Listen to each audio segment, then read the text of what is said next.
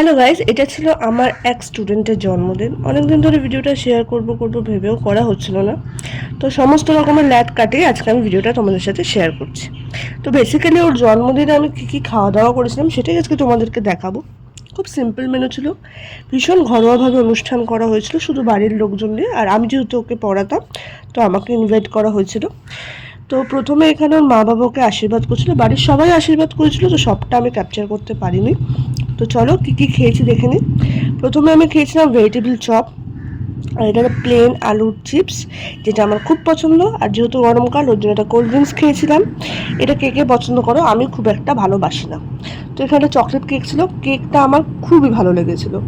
তো তারপরে ছিল ডিরেক্ট ডিনারে ছিল রুমালি রুটি, মাটন কষা, এটা সবটাই ঘরে বানানো, মানে রুটিটা কেনা, মাটনটা ঘরে বানানো, স্যালাড ছিল আর মিষ্টি ছিল। তো আজকের ভিডিওটা কেমন লাগলো সেটা কিন্তু অবশ্যই শেয়ার করো, কমেন্ট করে জানিও।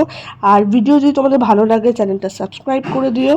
আর তোমরা কীরকম ভিডিও দেখতে চাও অবশ্যই আমাকে সাজেস্ট করো, আমি তোমাদেরকে সেরকম ভিডিওই দেখাবো, বা ভিডিও সেরকম তোমাদের সাজেশন অনুযায়ী সেরকম ভিডিও করব। তো আজকের মতো ভিডিওটা এই পর্যন্তই। দেখা হচ্ছে নেক্সট ভিডিওতে। সবাই ততক্ষণ ভালো থেকো। আর ডিনার করার পর লাস্টে কিন্তু আমি পায়েস খেয়েছিলাম, এটা তো আমি ভুলেই গেছি। তো পায়েসটাও বাড়িতে বানানো, এটা ওর মা বানিয়েছিল, ভীষণ সুন্দর। তো চলো টাটা, দেখা হচ্ছে নেক্সট ভিডিওতে। ততক্ষণ সবাই খুব ভালো থেকো।